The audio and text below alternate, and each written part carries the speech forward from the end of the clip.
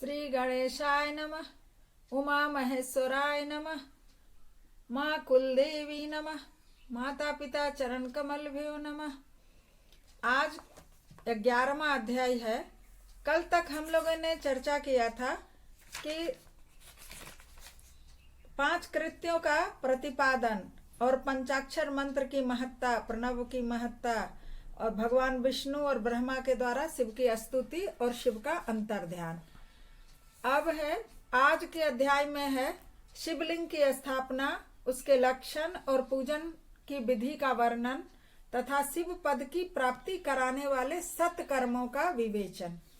ऋषियों ने पूछा, सूत जी, शिवलिंग की स्थापना कैसे करनी चाहिए, उसका लक्षण क्या है तथा उनकी पूजा कैसे करनी चाहिए, किस देश काल में करनी चाहिए, किस द्रव्य के द्वारा करनी चाहिए। सूत जी ने कहा, महर्षियों, मैं तुम लोगों के लिए इस विषय का वर्णन करता हूँ, ध्यान देकर सुनो। अनुकूल एवं शुभ समय में किसी पवित्र तीर्थ में, नदी आदि के तट पर अपनी रुचि के अनुसार ऐसी जगह शिवलिंग की स्थापना करनी चाहिए जहाँ नित्य पूजन हो सके। पार्थिव द्रव्य से, जलमय द्रव्य से अथवा तेजस पदार्थ से अपनी रुचि के अनुसार कल्पोक्त लक्षणों से युक्त शिवलिंग का निर्माण करके उसकी पूजा करने से उपासक को उस पूजन का पूरा फल प्राप्त होता है। संपूर्ण शुभ लक्षणों से युक्त शिवलिंग की यदि पूजा की जाए तो वह तत्काल पूजा का फल देने वाला होता है। यदि चल प्रतिष्ठा करनी हो तो इसके लिए छोटा सा शिवलिंग अथवा विग्रह श्रेष्ठ माना जाता है, और यदि अचल प्रतिष्ठा करनी हो तो स्थूल शिवलिंग अथवा विग्रह अच्छा माना गया है। उत्तम लक्षणों से युक्त शिवलिंग की पीठ सहित स्थापना करनी चाहिए। शिवलिंग का पीठ मंडलाकार यानी कि गोल, चौकोर, त्रिकोण अथवा खाट के पाए की भांति ऊपर नीचे मोटा और बीच में पतला होना चाहिए। ऐसा लिंग पीठ महान फल देने वाला होता है। पहले से मिट्टी, प्रस्तर आदि में अथवा लोहे आदि से शिवलिंग का निर्माण करना चाहिए। जिस द्रव्य से शिवलिंग का निर्माण हो उसी से उसका पीठ भी बनाना चाहिए। यही अचल प्रतिष्ठा वाले शिवलिंग की विशेष बात है। चर शिवलिंग में लिंग और पीठ का एक ही उपादान होना चाहिए, किंतु वान लिंग के लिए यह नियम नहीं है। लिंग की लंबाई निर्माणकर्ता या स्थापना करने वाले यजमान के 12 अंगुल के बराबर होनी चाहिए। जैसे 4 अंगुल, ये हो गया 8, इस पर से फिर 4 रख देंगे तो 12 अंगुल निर्माणकर्ता के 12 अंगुल के बराबर हो तो सही है। इससे छोटा होने से फल में कमी आती है, इससे अधिक हो तो कोई बात नहीं। चरलिंग में भी वैसा ही नियम है। उसकी लंबाई कम से कम कर्ता के 1 अंगुल के बराबर होनी चाहिए। उससे छोटा होने पर अल्प फल मिलता है, किंतु उससे अधिक होना दोष की बात नहीं है। यजमान को चाहिए कि वह पहले शिल्प शास्त्र के अनुसार एक देवालय बनवाए जो देवगणों की मूर्तियों से अलंकृत हो। उसका गर्भगृह बहुत ही सुंदर, सुदृढ़ और दर्पण के समान स्वच्छ हो। उसे 9 प्रकार के रत्नों से विभूषित किया गया हो। उसमें पूर्व और पश्चिम दिशा में 2 मुख्य द्वार हो। जहाँ शिवलिंग की स्थापना करनी हो उस स्थान के गर्त में नीलम, लाल वैदूर्य, श्याम, मरकत, मोती, मूंगा, गोमेद और हीरा, इन 9 रत्नों को तथा अन्य महत्वपूर्ण द्रव्यों को वैदिक मंत्रों के साथ छोड़े।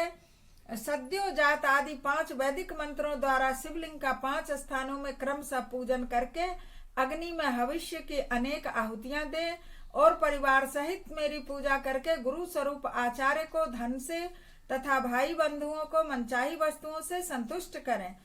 याचकों को सुवर्ण, ग्रह, भू संपत्ति तथा चेतन गौ आदि वैभव प्रदान करें।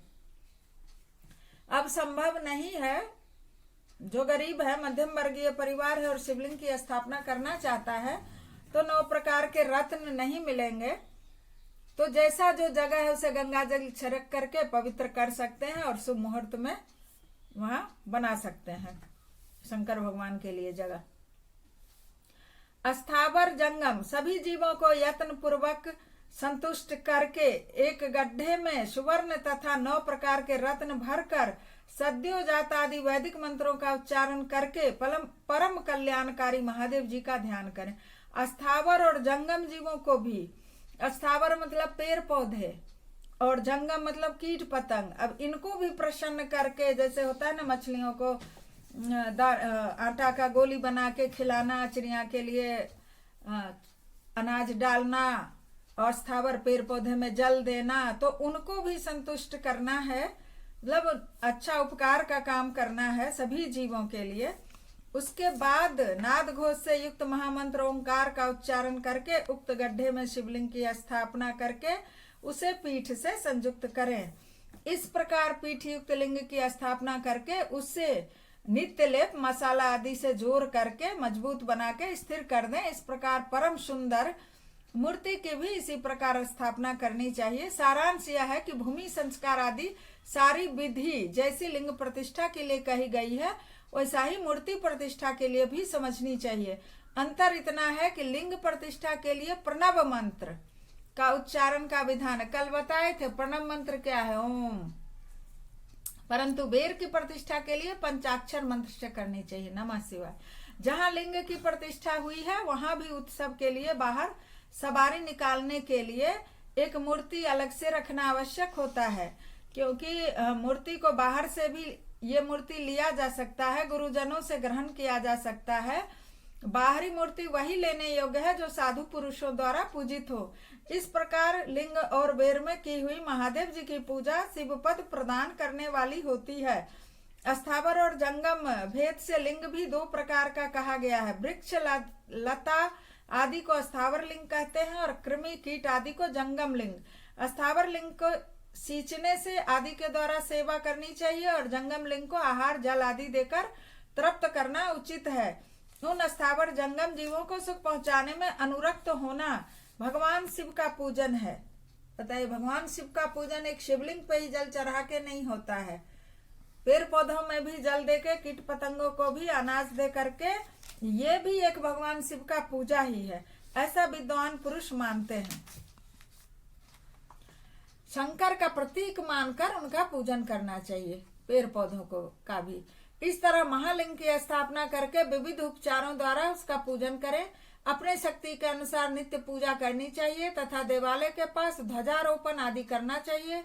शिवलिंग साक्षात शिव पद प्रदान करने वाला है, अथवा चरलिंग में खोडसोपचारों द्वारा यथोचित रीति से क्रमशः पूजन करें।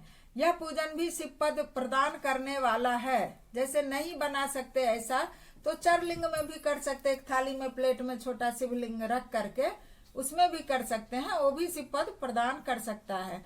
आवाहन आसन अर्घ पाद्य पाद्यांग आचमन अभ्यंग पूर्व आवाहन आसन अर्घ्य पाद्य पाद्यांग आचमन स्नान वस्त्र एवं यज्ञोपवीत गंध पुष्प धूप दीप नैवेद्य तांबुल समर्पण निराजन नमस्कार और विसर्जन, ये 16 उपचार हैं। अथवा अर्घ्य से लेकर नैवेद्य तक विधिवत पूजन करें।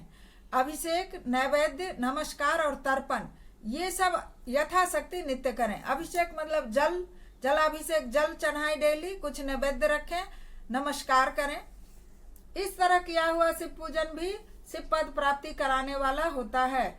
अथवा किसी मनुष्य के द्वारा स्थापित शिवलिंग में, ऋषियों द्वारा स्थापित शिवलिंग में, देवताओं द्वारा स्थापित शिवलिंग में, अपने आप प्रकट हुए स्वयंभू शिवलिंग में तथा अपने द्वारा नूतन स्थापित हुए शिवलिंग में भी उपचार समर्पण पूर्वक जैसे तैसे पूजन करने से भी, पूजन की सामग्री देने से भी मनुष्य ऊपर जो कुछ भी कहा गया है सारा फल प्राप्त कर लेता है। यदि पूजा न करे, पूजन सामग्री भी पंडित को दे देता है, जो पूजा कर रहा है उसको दे देता है, तो फल मिल जाता है। क्रमशः परिक्रमा और नमस्कार करने से भी शिवलिंग शिव पद की प्राप्ति कराने वाला होता है। यदि कुछ भी ना कर सकें तो शिव मंदिर में जाकर के सिर्फ नमस्कार ही कर लें, या आधी जो शिव की आधी परिक्रमा होती है वो परिक्रमा भी कर लें, तो भी शिव पद की प्राप्ति होगी। यदि नियम पूर्वक शिवलिंग का दर्शन मात्र कर लिया जाए तो भी कल्याणप्रद होता है। मिट्टी, आटा, गाय के गोबर, फूल, कनेर, पुष्प, फल, गुड़, मक्खन, भस्म, अन्न से भी अपनी रुचि के अनुसार शिवलिंग बनाकर तदनुसार उसका पूजन करें। अथवा प्रतिदिन 10,000 प्रणव मंत्र का जप करें। अथवा ये भी ना हो पाए तो दोनों संध्याओं के समय 1-1 सहस्र प्रणव का जप किया करें। 1 सहस्र मतलब 1000, प्रणव मतलब ओम ओम 1000 बार। तो यह क्रम भी शिव पद की ही प्राप्ति कराने वाला है, ऐसा समझना चाहिए। जप काल में मकरांत प्रणव का उच्चारण मन की शुद्धि कराने वाला होता है। समाधि में मानसिक जप का विधान है तथा अन्य सब जप समय भी उपांशु जप करना चाहिए। नाद और बिंदु से युक्त ओंकार के उच्चारण को विद्वान पुरुष समान प्रणव कहते हैं। यदि प्रतिदिन आदर पूर्वक 10,000 पंचाक्षर मंत्र का जप किया जाए अथवा दोनों संध्याओं के समय एक एक सहस्त्र का ही जप किया जाए, सहस्त्र मीन्स 1000, एक एक 1000 का ही जप किया जाए तो शिव पद की प्राप्ति करने वाला समझना चाहिए। ब्राह्मणों के लिए आदि में प्रणव से युक्त पंचाक्षर मंत्र अच्छा बताया गया है। आदि में प्रणव से युक्त का अर्थ है कि जैसे नमः शिवाय के पहले ओम लगाना। तो कलश से हुआ स्नान, मंत्र की दीक्षा, मातृकाओं का न्यास, सत्य से पवित्र अंतःकरण वाला ब्राह्मण तथा ज्ञानी गुरु, इन सबको उत्तम माना गया है। द्विजों के लिए नमः शिवाय के उच्चारण का विधान है। द्विजेतरों के लिए अंत में नमः पद के प्रयोग की विधि है, जैसे शिवाय नमः जप कर सकते हैं। स्त्रियों के लिए भी कहीं कहीं विधि पूर्वक नमोंत उच्चारण का विधान है, अर्थात वे भी शिवाय नमः का जप करें।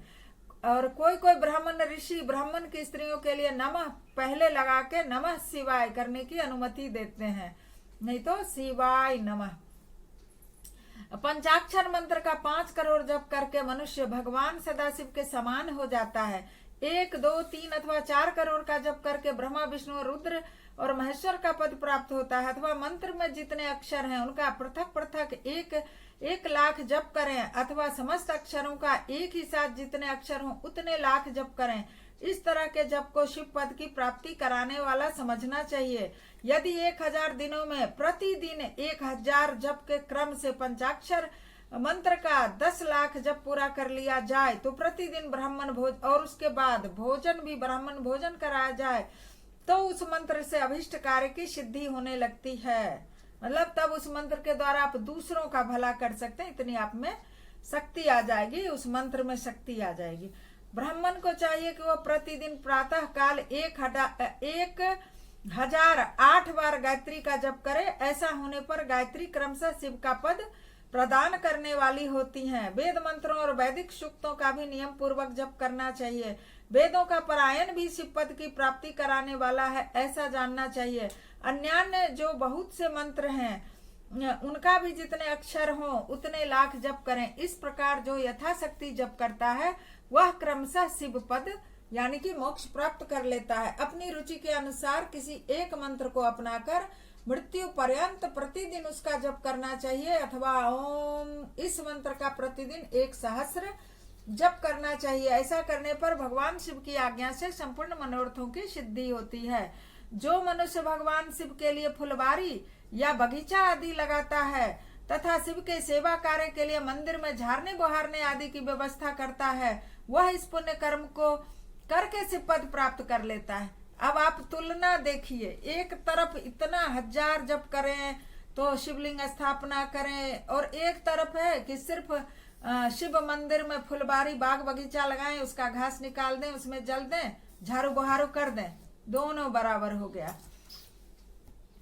भगवान शिव के जो काशी आदि क्षेत्र हैं उनमें भक्ति पूर्वक नित्य निवास करें। वह जड़ चेतन सभी को भोग और मोक्ष देने वाला होता है। अतः विद्वान पुरुष को भगवान शिव के क्षेत्र में आमरण निवास करना चाहिए। पुण्य क्षेत्र में स्थित बाबरी कुआं और पोखरे आदि को शिव गंगा समझना चाहिए।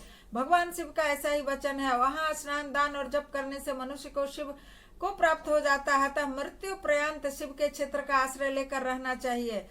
जो शिव के क्षेत्र में अपने किसी मृत संबंधी का दशा मासिक श्राद्ध सपिंडीकरण अथवा वार्षिक श्राद्ध करता है अथवा कभी भी शिव के क्षेत्र में अपने पितरों को पिंड देता है वह तत्काल सब पापों से मुक्त हो जाता है और अंत में शिव पद पाता है। अथवा शिव के क्षेत्र में 7, 5, 3 या एक ही रात निवास कर लें। ऐसा करने से भी क्रमशः शिव पद की प्राप्ति होती है। मैं अपने आप को बहुत ही सौभाग्यशाली समझती हूँ कि भगवान ने मुझे नौकरी शिव क्षेत्र में दिया है और नर्मदा के तट पे निवास कर रही हूँ, ये शिव क्षेत्र ही है। लोक में अपने अपने वर्ण के अनुरूप सदाचार का पालन करने से भी मनुष्य शिव पद को प्राप्त कर लेता है। वर्णानुकूल आचरण से तथा भक्ति भाव से वह अपने सत्कर्म का अतिशय फल पाता है। कामना पूर्वक किए हुए अपने कर्म के अभिष्ट फल को शीघ्र ही पा लेता है।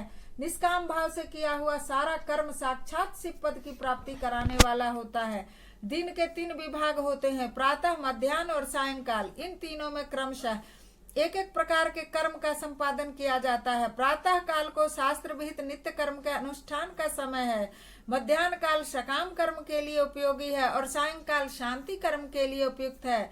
इसी प्रकार रात्रि में भी समय का विभाजन किया गया है। रात के 4 प्रहरों में जो बीच के 2 प्रहर हैं उन्हें निशित काल कहा गया है। विशेषतः उस काल में की हुई भगवान शिव की पूजा अभिष्ट फल को देने वाली होती है। ऐसा जानकर कर्म करने वाला मनुष्य यथोक्त फल का भागी होता है। विशेषतः कलयुग में कर्म से ही फल की सिद्धि होती है।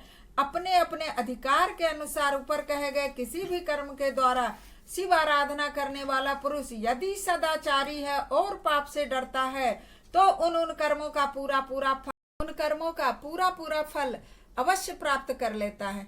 यानी कि समझना चाहिए कि किसी भी कर्म के द्वारा, यहाँ इतना वृतांत आज बताया गया, इतने कर्म बताए गए हैं। तो शिव आराधना के लिए बहुत सारे कर्म बताए गए हैं। शिव मंदिर में जाके झाड़ू लगाना हो, चाहे बगीचे लगाना हो, या शिव का जप करना हो, मंदिर नहीं जा सकते, या जप नहीं कर सकते तो सिर्फ जाके डेली स्नान के बाद 1 लोटा जल ही चढ़ा देना है, वो भी नहीं कर सकते तो नमस्कार ही करने। यानी कोई भी कर्म करके सबका बराबर ही फल है। और सबसे मेन उद्देश्य है और मेन इसमें जो बताया गया है, सबसे इम्पोर्टेंट बात वो है कि सदाचारी रहते हुए कोई भी कर्म यदि सदाचारी रहते हुए मंदिर नहीं जाएं, पूजा नहीं करें, जप नहीं करें, कुछ भी नहीं करें, मंदिर में झाड़ू भी नहीं लगाएं, लेकिन जो कर्म दिया गया है शास्त्र विहित उस कर्म को सदाचार का पालन करते हुए करें और पाप कर्म करने से डरें तो भी शिव पद की प्राप्ति होगी। अर्थात फिर वही बात, मेन कर्म प्रधान विश्व करी राखा, जो जस करहि सो तस फल चाखा। बोलिए भगवान शंकर की जय।